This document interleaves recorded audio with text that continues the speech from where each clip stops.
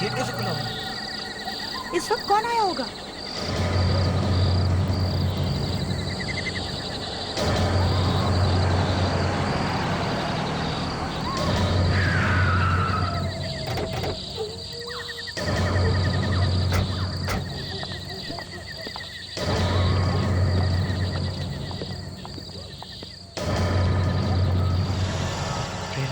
ये दरवाजा खुला कैसे रह गया?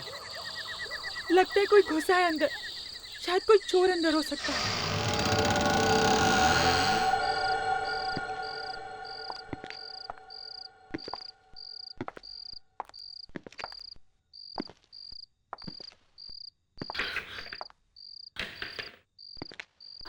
संभाल के। पहले लाइट तो ऑन करो। हाँ।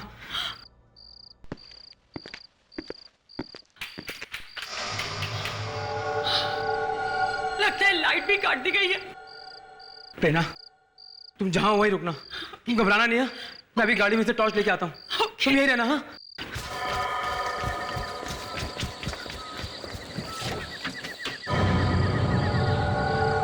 कौन है घर में? कौन घुसा है अंदर?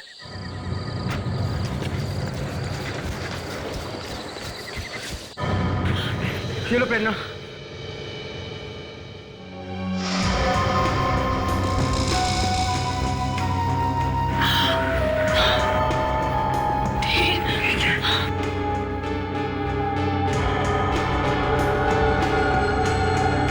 मेरे गहने। देखो प्रेरणा,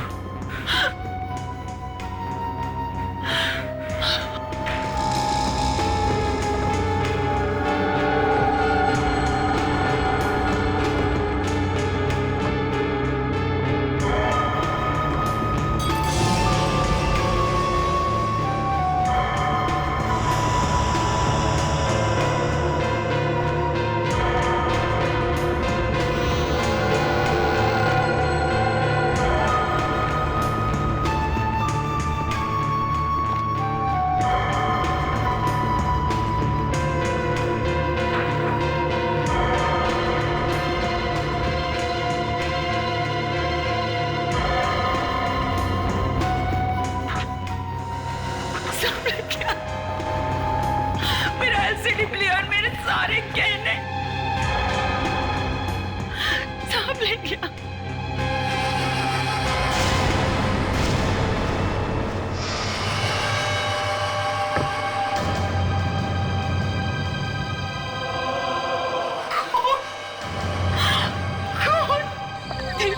हम पुलिस को फोन करो। चाहे वो अभी भी यहीं कहीं छिपा हो सकता है। हाँ मैं करता हूँ।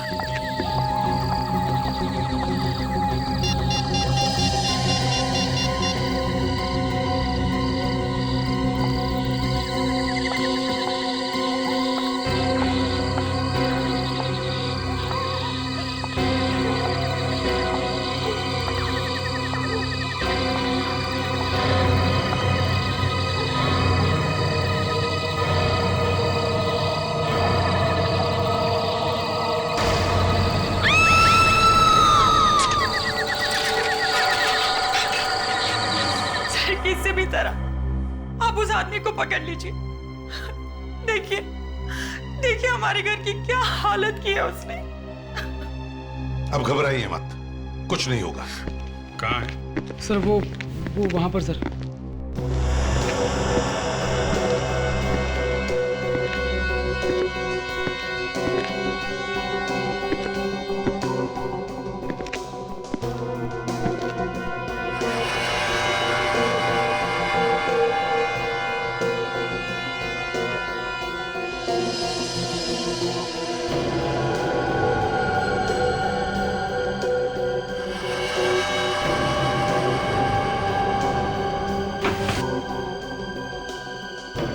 पूरे घर में सिर्फ यहीं पे निशान है और कहीं भी नहीं है। हाँ, पर यहीं पे क्यों? कई बार होता है ना, चोरों का कोई टशन होता है, अपना निशान छोड़ के जाते हैं। पर सर ये तो खून के निशान है सर। यही तो बात है, खून का मामला है। चोरी भी हुई है और खून भी, पर लाश नहीं है। घर में कोई और तो नहीं था? नहीं सर, सिर्फ हम लोग ही रहते हैं यहाँ तो। फिर सोच लो, कोई और तो नहीं था। बाद में बहुत सारी बातें बाहर निकल आती है। सर और कोई बात क्या निकलेगी सर? सिर्फ हम लोग ही रहते हैं सर। देखो, चोरी भी हुई है और खून भी। और ये चाकू भी तो है। मुझे नहीं मालूम सर ये चाकू कहाँ से आया सर। हो सकता है 3-4 चोर हों और आपस में लड़ाई वड़ाई हुई हो। अरे यहाँ पे भी खून है। बस यहाँ भी खून पड़ा है। हाँ अभिजी, कुछ मिला? सर यहाँ पे खून की बूंदें हैं। क्या? हाँ,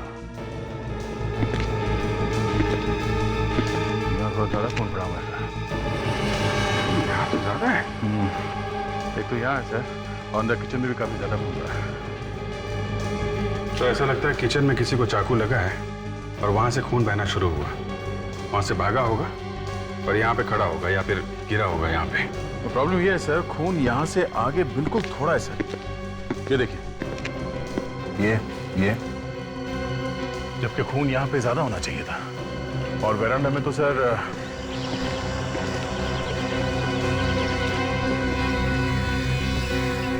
कहीं भी एक बूंद नहीं है सर, एकदम साफ है। इधर भी नहीं है। तो सर खून की आखिरी बूंद यहीं पे है। एक मिनट सर, ये क्या है?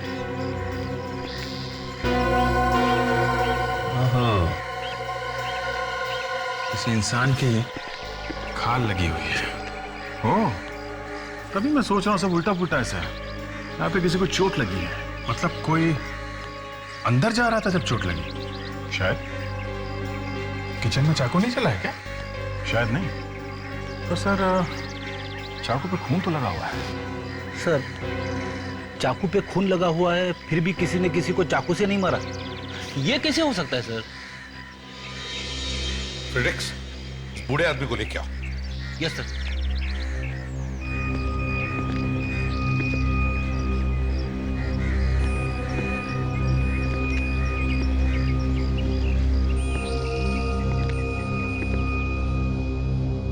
बिठाओ इन्हें।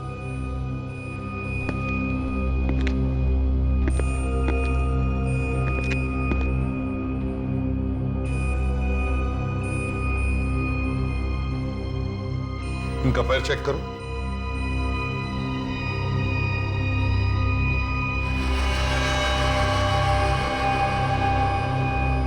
सर पैर में चोट लगी है।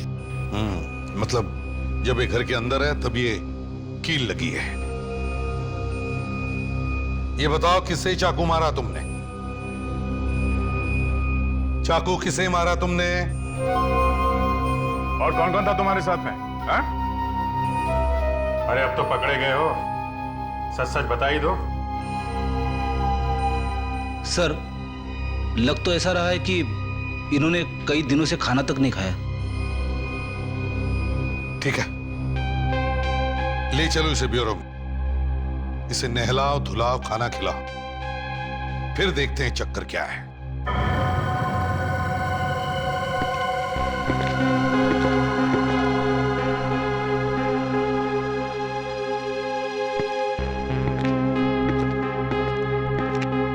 बड़ी अजीब बात है, देखकर लगता है कि इन्हें एहसास ही नहीं कि आसपास क्या हो रहा है।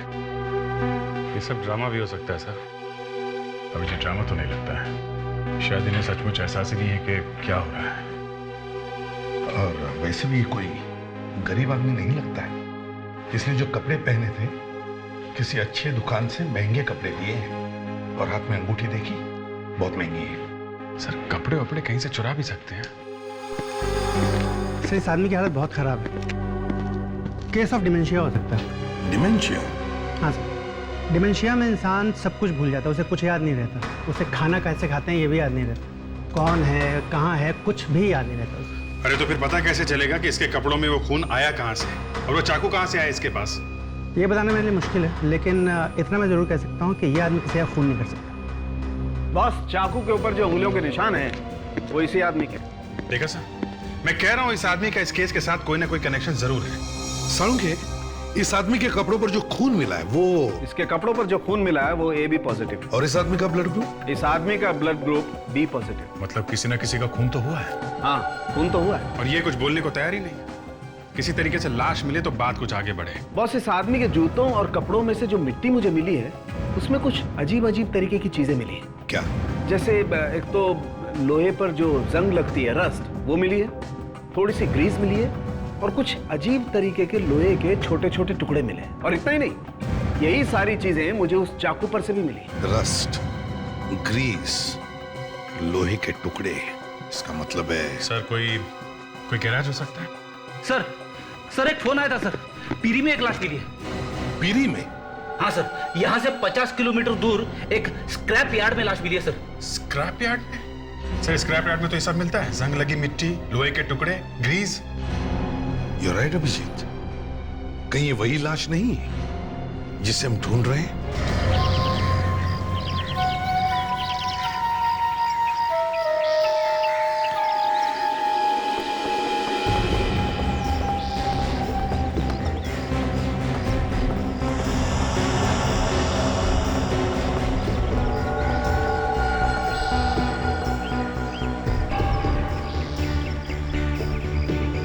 कपड़े देख के तो ऐसा लगता है किसी अच्छे घर की है।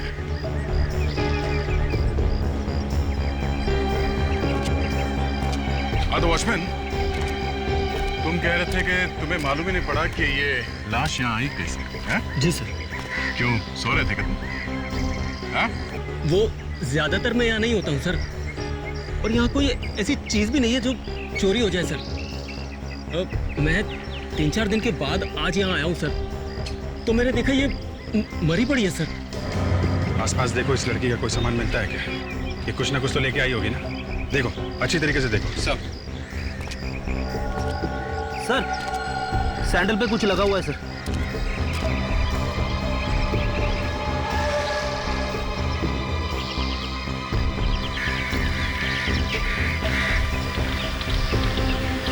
ये तो पेंट है। इस सैंडल पे भी लगा हुआ है। सर दोनों पेंट अलग अलग है सर। इसका मतलब ये लड़की किसी ऐसी जगह गई है जहां जमीन पे पेंट गिरा हुआ था। जी, इस वॉचमैन ने तो देखा ही नहीं इस लड़की को यहाँ पे, ये था ही नहीं यहाँ पे। लड़की का गला काटा गया दया, काफी खून बहा होगा, मगर यहाँ आसपास खून की एक बूंद भी नहीं है। ये भी तो हो सकता है बॉस कि खून कहीं और किया गया हो और लाश को यहाँ पे लाके फेंक दिया। बूढ़े आदमी के जूते पे जो मिट्टी हमें मिली है वो मिट्टी बिल्कुल वैसी है जैसी मिट्टी हमें स्क्रैप यार्ड में मिली। मतलब जहां पर लाश मिली है ये मिट्टी बिल्कुल वैसी है। मतलब वो बूढ़ा आदमी था वहां पे जब ये खून हुआ? 24 घंटे पहले तो था, उसके आगे का पता नहीं। अरे सर, अब ये 24 घंटे कहां से घुसेड़ दिए बीच में? अभिजीत, लड़की की मौत 24 घंटे पहले हुई है। अगर बूढ़े आदमी के हाथ में चाकू था और उस चाकू पर लड़की का खून लगा हुआ था तो मतलब साफ है कि यह आदमी 24 घंटे पहले वहां पर था। सर, अब उस बूढ़े आदमी का मुंह खुलवाना बहुत जरूरी हो गया है। सर, उस लाश से कुछ और पता चला? देखो, ये तो सभी ने देखा है कि लड़की के गले पर चाकू से वार किया गया। सर, कोई ऐसी बात पता चली है जिससे हम ये लड़की कौन है ये जान सके? तारिका, दिखाओ जरा वो स्लाइड्स। जी सर। लड़की के कपड़ों का एक बड़ा क्लोजअप। सर ये तो किसी धागे के रेशे लग रहे हैं। जी, रेशे ही है। रेशे जो डस्टर और नकली फूल बनाने के काम आते हैं। नकली फूल, आर्टिफिशियल फ्लावर्स जो घर के डेकोरेशन में काम आते हैं। बिल्कुल बिल्कुल वैसे ही फूल। मगर ये नकली फूल वहां स्क्रैप यार्ड में पहुंचे कैसे? सिर्फ इतना ही नहीं, ये जो अलग रंग दिख रहे हैं ना, ये पोलन सीड्स के धब्बे हैं। मतलब असली फूलों में से निकलता है वो पोलन सीड्स? हाँ, वही फूलों के बीज। और ये ऐसे वैसे फूल नहीं है, एंड्रोइस ब्लू। एंड्रोइस ब्लू? बहुत कीमती होता है सर। ऐसे दिखता है एंड्रोइस ब्लू। तो क्या लड़की की मौत किसी फूलों से भरे बाग के बीच में हुई है क्या? और सर, दोनों तरह के फूल हैं, असली भी और नकली भी। सर, ये भी तो हो सकता है कि खूनी स्क्रैप यार्ड में जाने से पहले किसी फूलों की दुकान में गया हो, किसी फ्लरिस्ट के यहाँ। या तो ये लड़की गई हो फूलों की दुकान में, फ्लोरिस्ट शॉप में फूल खरीदने के लिए, वहीं पे मिलेंगे ये दोनों, असली फूल और नकली फूल भी।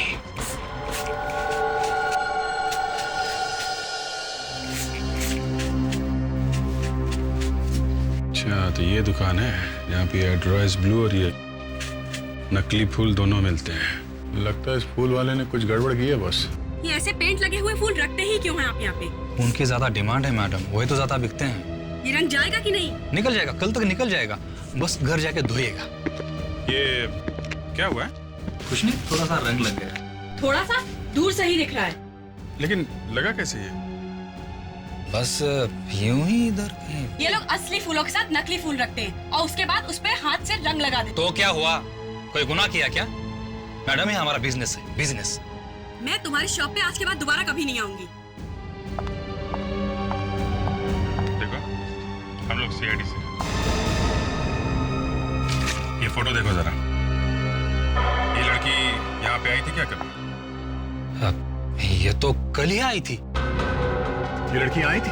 हाँ, कल उसने 15 बुके खरीदे। 15 बुके? जी, एक नहीं, दो नहीं, पूरे 15।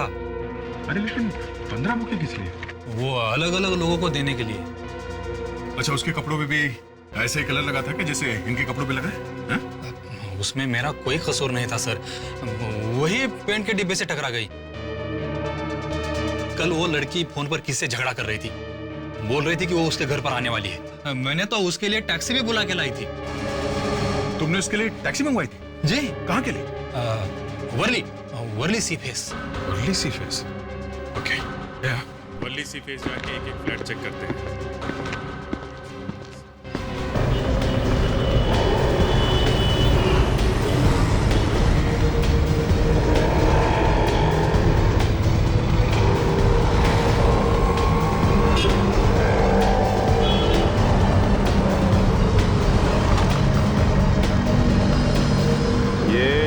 टैक्सी में आई थी। हाँ सर, फूलों वाली मैडम 15-20 गुलदस्ते लेके आई थी टैक्सी में। कौन से फ्लैट में गई थी वो मैडम? रुको रुको, मैं देखती।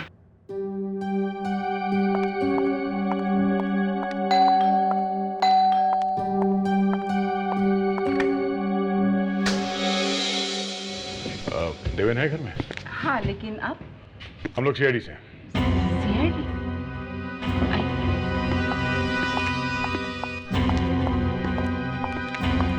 आप मिस्टर देवेन? जी, मैं ही देवेन हूँ। ये मेरी वाइफ है प्रिया, ये मेरी माँ।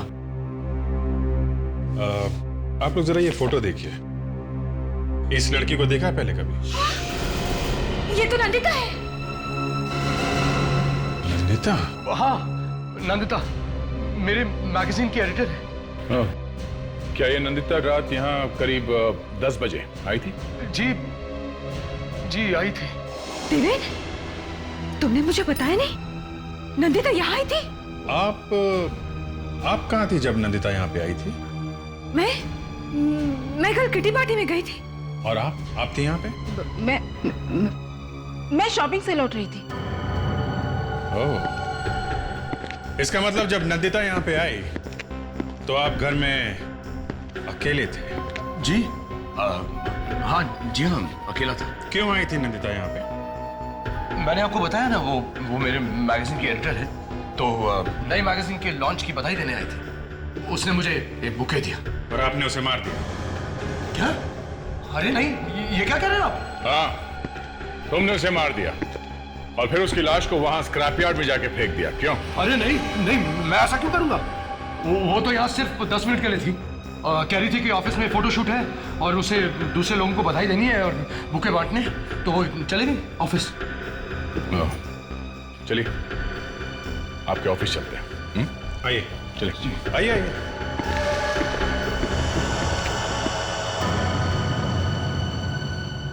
विश्वास ही नहीं हो रहा है नंदिता इस दुनिया में नहीं रहे। पता नहीं कैसे हो गया ये सब कुछ।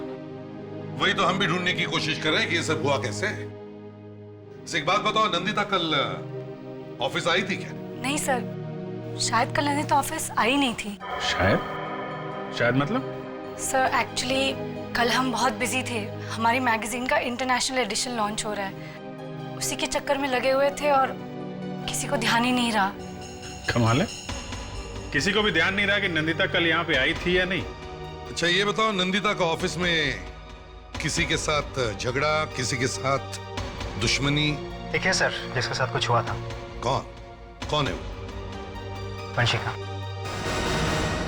प्रतीक तुम्हारा दिमाग तो ठिकाने पर है। सर वो एक साथ ऑफिस में काम करते हैं तो छोटे मोटे झगड़े होते ही रहते हैं। और सर उसकी कुछ और ही प्रॉब्लम थी। कैसी प्रॉब्लम? सर उसके बॉयफ्रेंड ने उससे शादी करने से मना कर दिया था और इसी बात में उनके बीच झगड़े भी होते थे। क्या नाम क्या था उसका? सर नाम तो नहीं मालूम, लेकिन वो अक्सर ऑफिस के बाद उससे मिलने जाती थी टैक्सी लेके कुलाबा। कुलाबा में कहाँ? सर वो तो नहीं पता। किसी को तो पता होगा। आप में से किसी को मालूम है कि नंदिता कोलाबा में कहाँ जाती थी? सर रूही को पता होगा। अभी रूही कौन है? रूही नंदिता की बहन। काश मैं अपनी बहन को बचा पाती। अगर मुझे पता होता तो मैं शायद उसकी मदद कर पाती और शायद। हमें भी बहुत दुख है आपकी बहन की मौत का। ये लीजिए पानी पीजिए। Thank you. रूही जी, आपके और नंदिता जी के संबंध कैसे थे? अच्छे ही थे। तो आपको उसकी हर बात के बारे में सब कुछ मालूम ही होगा। आप लोग साथ में ही रहते थे ना? सर वो एक्चुअली नंदिता मेरी सगी बहन नहीं थी। ओह, सगी नहीं थी तो मतलब दुश्मन थी हैं? कोई संबंध नहीं था आपस में आपके? नहीं नहीं, ऐसी बात नहीं है। मैं तो उसे अपनी सगी बहन ही मानती थी, लेकिन वो मुझे नहीं मानती थी। उसके डैडी ने मेरी माँ के साथ दूसरी शादी की। उसने मुझे कभी माफ नहीं किया, ना ही माँ को। क्या आपको मालूम था कि नंदिता का अफेयर एक आदमी के साथ में चल रहा था? उसका एक बॉयफ्रेंड था। बॉयफ्रेंड? हाँ। मैंने सिर्फ एक बार नंदिता को किसी आदमी के साथ फोन पर बात करते हुए सुना था। काफी रात हो चुकी थी, शायद वो उसका बॉयफ्रेंड था। और नंदिता अक्सर गुरुवार और शनिवार रात को घर से गायब रहती थी। शायद वो उसी के साथ रहती होगी इस वक्त। तो फिर रूही जी, आपको तो मालूम ही होगा कि नंदिता जाती कहाँ थी? नहीं नहीं?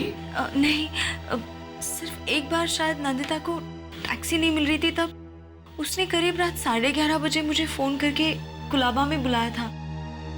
एक रेस्टोरेंट था, फ्लोरा इंपेरियल, वहीं बुलाया था उसे पिकअप करने के लिए।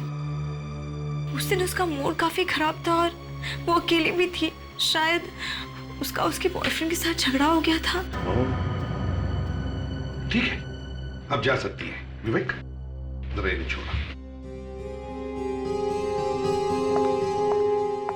कोलाबा सर, नंदिता ऑफिस से कोलाबा के लिए टैक्सी मंगवाती थी। फ्लोरा इंपीरियल होटल, चल के देखना चाहिए। इस लड़की को पहचानते हो? हाँ सर, ये यहाँ पे अक्सर आया करती थी। इसका खून हो गया है। हाँ। ये पहले से ही यहाँ टेबल बुक करा लिया करती थी और सर ये ज्यादातर 12 नंबर टेबल पर बैठती थी। Table number 12? अच्छा, ये अकेले आती थी या इसके साथ में कोई और भी आता था? एक आदमी और आता था सर। कौन था वो? कुछ मालूम है उसके बारे में? टेबल नंबर 12 पर ज्यादातर विशाल रहता है। एक सेकंड सर। विशाल। जी सर। सर विशाल। ये फोटो देखो, पहचानते हो इसे? जी सर, पहचानता हूँ। इस लड़की के साथ में जो आदमी आता था उसको भी पहचानते हो? नहीं सर। अच्छा, ये पैसे कैसे देते थे? कैश से या क्रेडिट कार्ड से? हाँ सर, कैश से। अच्छा, इस आदमी के बारे में कुछ और बता सकते हो आप लोग? हाँ सर, 1-2 बार उसने हमारा कार्ड भरा था, ये जानने के लिए कि सर हमारे होटल की सर्विसेज कैसी हैं। कार्ड दिखा सकते हो? हाँ जी सर। ज्यादातर लोग एड्रेस और टेलीफोन नंबर लिखते हैं उस पर। भागते चोर की लंगोटी सही। सर ये रहा।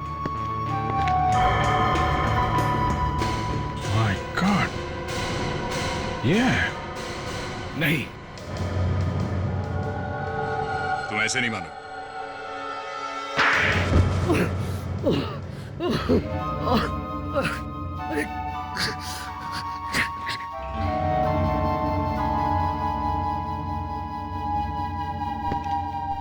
क्यों मारा नंदिता को? हाँ?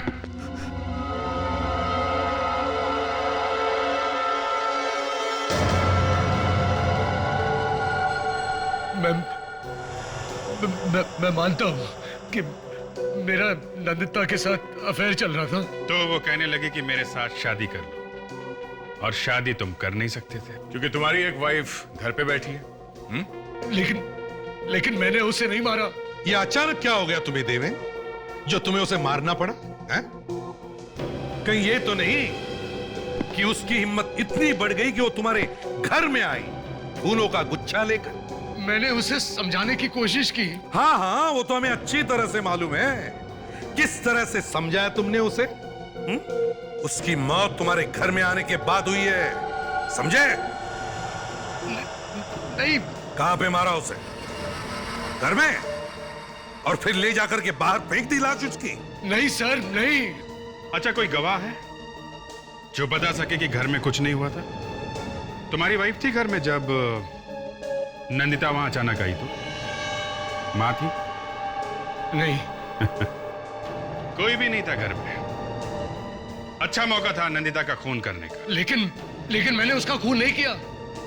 जब वो मेरे घर से गई थी तो वो जिंदा थी। और तो और मुझे धमकी देकर गई कि दुनिया के सामने वो बता के ही छोड़ेगी कि सच्चाई क्या है। अब आई ना सच्चाई बाहर। फ्रेडरिक्स, उस आदमी को लेकर आओ। Yes sir. तुम्हारे पास गवाह नहीं है, पर हमारे पास गवाह है।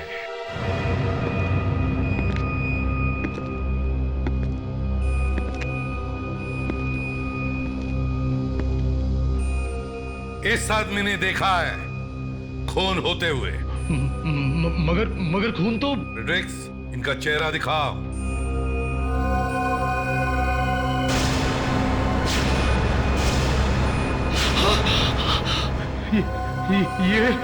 ये तो। पहचानते हो इन्हें? ये वहीं पे थे जहां पे खून हुआ था।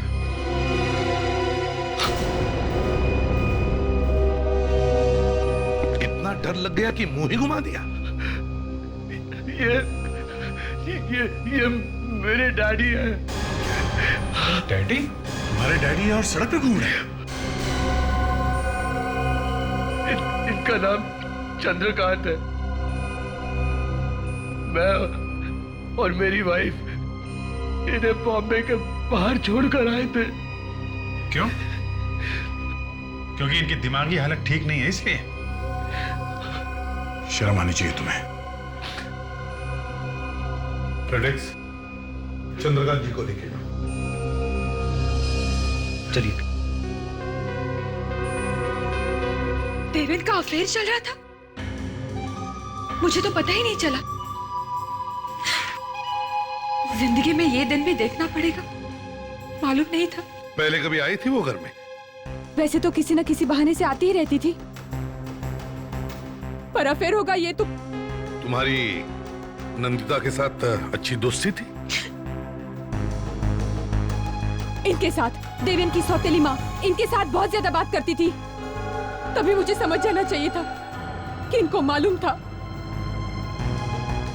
ये क्या कह रही हो तुम? और नहीं तो क्या, देवेन ने आपको बताया होगा ना, तभी तो आप इतना घुल मिल के बातें करती थी। ये देखो, बिना बात की कोई कहानी मत बनाओ तुम। क्या बातें करते थे आप लोग आपस में? आप इसकी बातों पे मत जाइए, ये झूठ बोल रही है। मैं झूठ बोल रही हूँ? मैं झूठ बोल रही हूँ? एक तो मेरे हस्बैंड का अफेयर करवाया तुमने, और ऊपर से। प्लीज प्रिया, माँ को क्यों फंसा रही? इन्हें मालूम नहीं था। चंद्रकांत जी, अब ये फोटो देखिए, ये फोटो देखिए चंद्रकांत जी। अब यहाँ पे खून हुआ है। अब इस लड़की का खून हुआ है।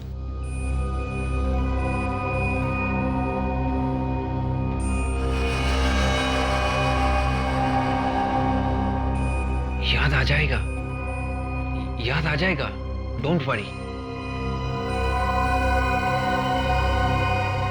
देवेन, क्या इन्हें वाकई मालूम नहीं था कि तुम्हारा अफेयर चल रहा था नंदिता के साथ? हाँ? मालूम था?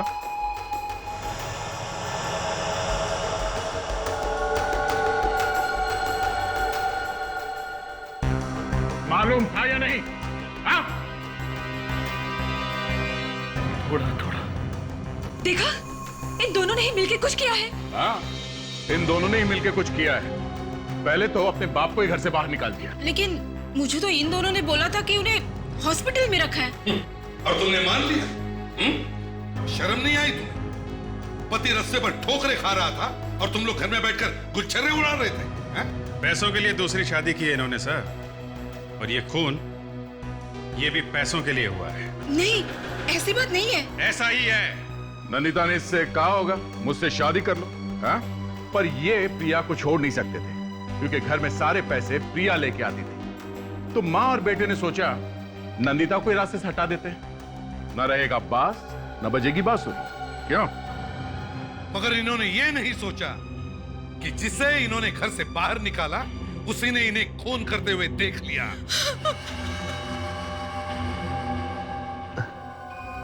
क्या हुआ? कुछ याद आया?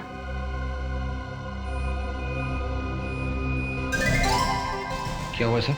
पता चल गया सर। बता दिया सर, बता दिया। क्या बता दिया?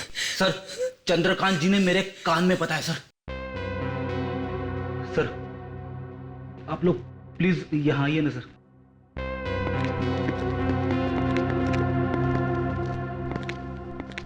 चंद्रकांत जी ने सिर्फ एक शब्द बोला सर। क्या? क्या बोला? बेल। बेल? हाँ सर, घंटी। घंटी? अभिजीत, एक बात समझ में नहीं आ रही है, ये जो बेल की साउंड, मेरा मतलब है ये घंटी की आवाज, चक्कर क्या है? सर, घंटी की आवाज से चंद्रकांत जी खूनी के बारे में कुछ बताना चाहते हैं। ये हो सकता है, ये हो सकता है। सर, मैंने सारी आवाजें डाल दी है सर कंप्यूटर में। गुड, अब शुरू करो।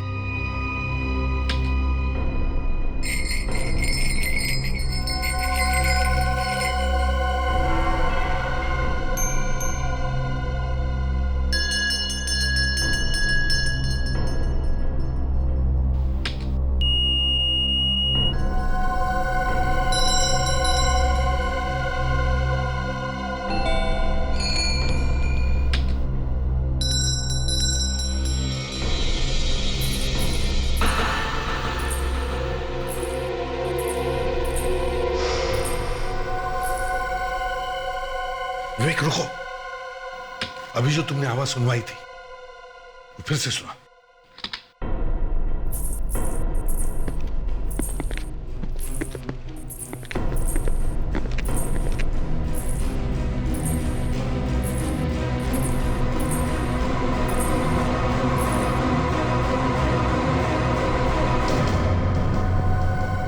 तो इस आवाज के साथ खूनी का कनेक्शन है सर।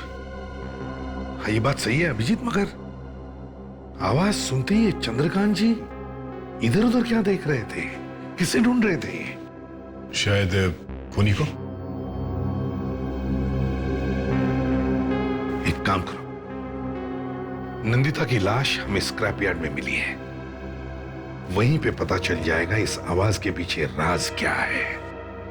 ये हील का टुकड़ा हमें यहाँ मिला है, यहाँ पे। ये उसके सैंडल में से तभी टूटा होगा जब वो अपनी जान बचाने के लिए भाग रही थी, मगर वो ज्यादा दूर तक भाग नहीं सकी और यहाँ पर खूनी ने उसका गला काट दिया।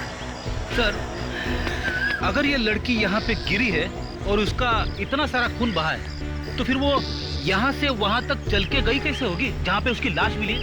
मरने के बाद फिर से जिंदा हो गई? इसका मतलब है फ्रेडी वो जिंदा थी।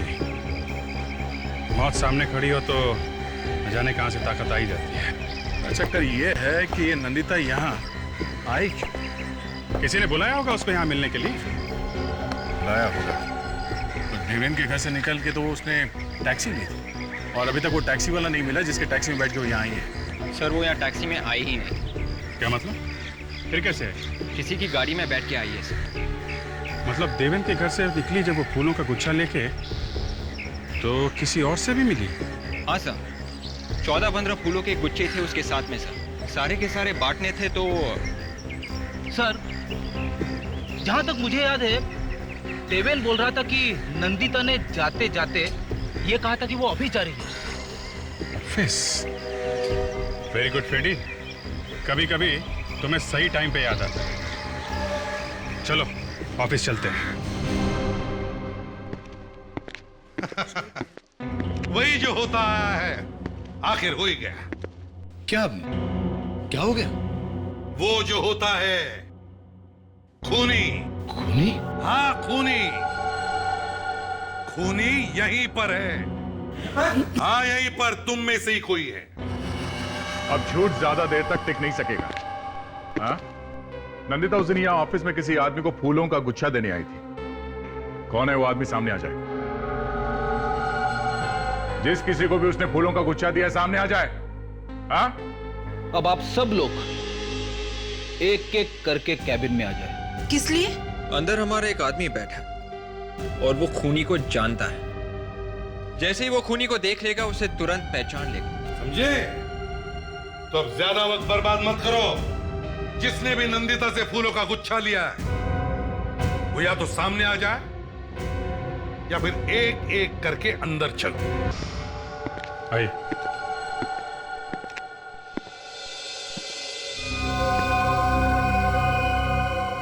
चंद्रकांत जी जरा देखिए इन्हें। क्या पहचानते हैं इन्हें?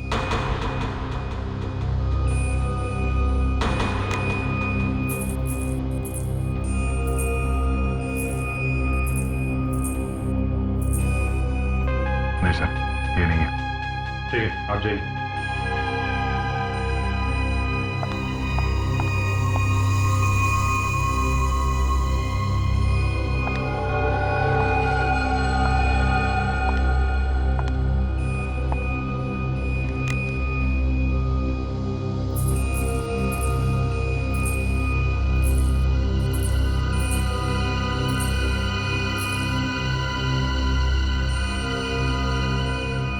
मैं जाऊं? जी नहीं, बाहर रुकिए। देवेंद्र जी आप चलिए। मैं? हाँ आप चलिए।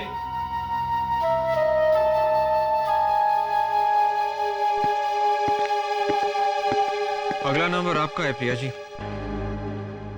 मेरा? जी।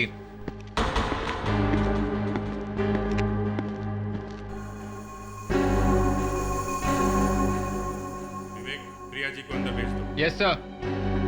चलिए।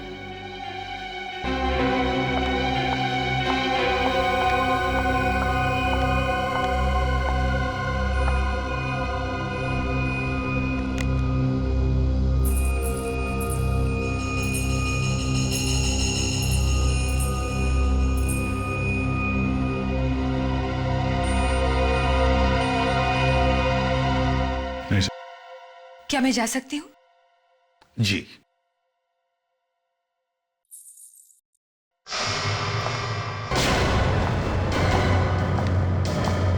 एक मिनट प्रिया जी।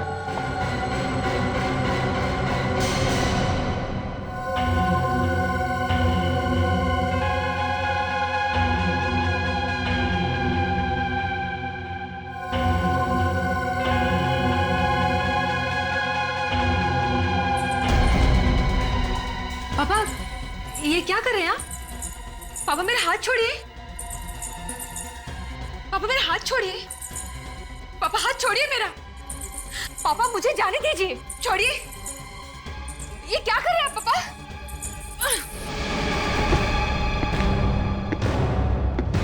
तो वो तुम ही हो। प्रिया, क्या हुआ? अरे क्या हुआ प्रिया? कुछ नहीं, वही हुआ जो हमेशा होता आया है। खूनी पकड़ा गया है। सॉरी, पकड़ी गई है। कौन है खूनी? यही है जो तुम्हारे सामने खड़ी है।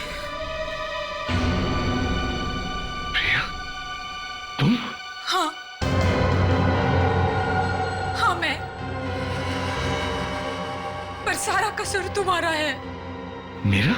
हाँ तुम्हारा। मुझे तुम्हारे और नंदिता के बारे में पहले से पता था। उस दिन जब नंदिता घर आई तुम्हें धमकी देने के लिए, उसके बाद उसने मुझे फोन किया था और उसने मुझसे कहा कि उसे कुछ जरूरी बात करनी है। वो मिली थी तुमसे?